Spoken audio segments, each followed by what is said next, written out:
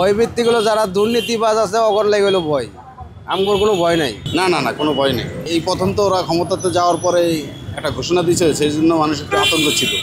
এখন মানুষের ভিতরে ওই জিনিসটা নাই। মানুষ চায় যে একটা নির্বাচন হোক, হয়ে একটা বৈধ সরকার ক্ষমতায় বসুক, পর্যাপ্ত পরিমাণে গাড়ি চলতেছে, সমস্যা নাই কোনো। এটা আইনগতভাবে যদি উনি দোষী হয় তাহলে সেভাবে আইনগতভাবে আদালত রায় দিবে, দোষী না হলে তার রায় দেবে। আপনি যদি একটা বাসার ভিতরে থেকে একটা ঘোষণা দেন যে আজকে হরতাল, সেইভাবে তো হরতাল হবে না। হরতাল করতে হলে রাস্তায় আসতে হবে। এখন তো আসলে এখন মানুষ, দেশের যে অবস্থা, এখন মানুষ চায় যে একটা নির্বাচন হোক, হয়ে একটা বৈধ সরকার ক্ষমতায় বসুক, বৈশাখ দেশ যেভাবে ভালোভাবে সুন্দরভাবে চালাতে পারে সেই ধরনের মানুষের প্রত্যাশা। লকডাউন চলতেছে, এটা তো মনে হয় দেশের ভিতরে মানুষ একটা আতঙ্ক সৃষ্টি করার জন্য। এটা তো সুবিধাজনক কিছুই না, এটা সাধারণ মানুষের একটা কষ্ট ভোগ করার জন্য এই জিনিসটা করতেছে।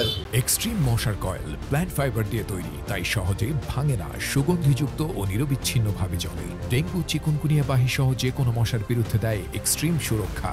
আসলে কথা হলো যে আমি যদি পাপ করি, আমার পাপের প্রায়শ্চিত্ত হবে, রায় যেটা সত্য এটাই তো হবে। আমি যদি অপরাধ করি তো অপরাধের সাজা অবশ্যই হইব। আমাদের সাধারণ মানুষের কোনো ভয়ভিত্তিক নেই। আমরা ভয় কি, আমরা দিন খাই, দিন কামাই করি। ভয়ভিত্তিগুলো যারা দুর্নীতিবাজ আছে অগর লাগে হলো ভয়, আমগর কোনো ভয় নাই। এটা সাধারণ জনগণে এটা বিবেচনা করব, কারণ বাংলাদেশের ভিতরে দলই হলো দুইটা, একটা হলো বিএনপি, একটা আওয়ামী লীগ।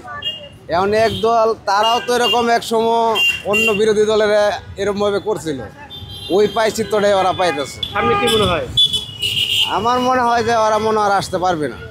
কথাবার্তা চলতেছে, আর যে কর্মকাণ্ড করছে, কর্মকাণ্ডের ফলে মনে হয় আসতে পারবে না।